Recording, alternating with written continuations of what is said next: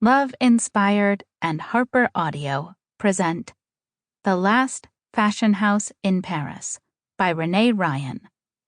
Performed by Hope Newhouse, Gili Messer, and Jane Oppenheimer.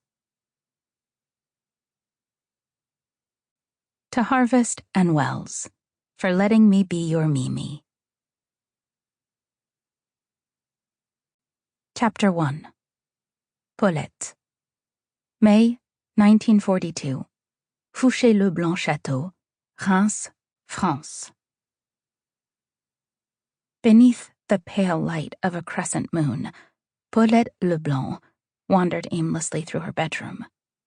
She traveled from end to end, her mind working as fast as her feet. The ancient chateau creaked and groaned around her, like the dusty bones of an old woman refusing to go quietly to the grave. How Paulette hated this house, with its centuries of tradition and sad, painful memories. Not a home, not anymore, but a prison of her own making. What have I done? The clock on the nightstand read 2:00 a.m., late by most standards.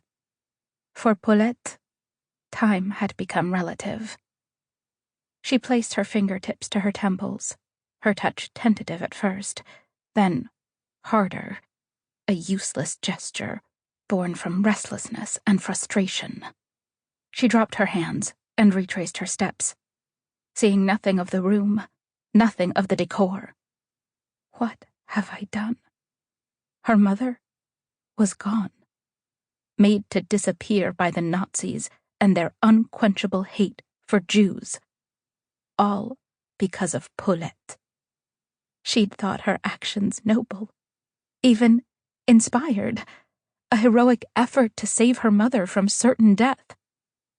Good intentions mattered little in German-occupied France. She paused at the beveled window overlooking the acres of fertile land that had been in her family for 200 years.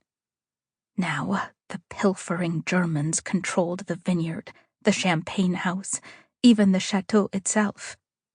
Not satisfied with robbing her family of the future, the enemy had also stolen their past, confiscating thousands upon thousands of irreplaceable bottles of Fouché Leblanc champagne, some from the previous century. Paulette wanted to cry over the loss of a legacy she'd never appreciated until it was gone. She would have cried if she had any tears left. For 2 straight weeks she'd wept for her mother. Now her soul was empty, her heart hard and brittle. Hate was all she could feel. Hate, inside anger, coated in guilt. As if catching her dark mood, the vines were awakened by a slow, wayward breeze.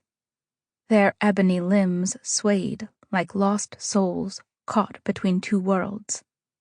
There were no grapes yet, only buds that had burst anew last week.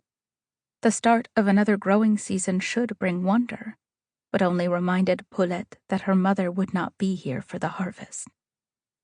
Her lips parted, perhaps to release a sigh, or maybe a sob, but no sound came forth. She shifted her weight, and her toes hit the teakwood trunk that held her many precious possessions.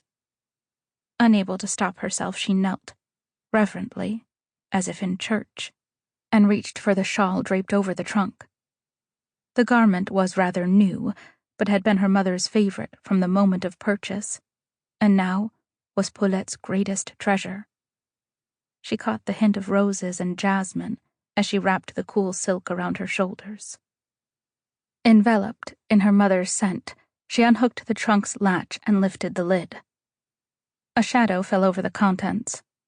Paulette welcomed the gloom, actually breathed it in, knowing this loneliness, this aloneness, was her own fault, and she hadn't even seen it coming.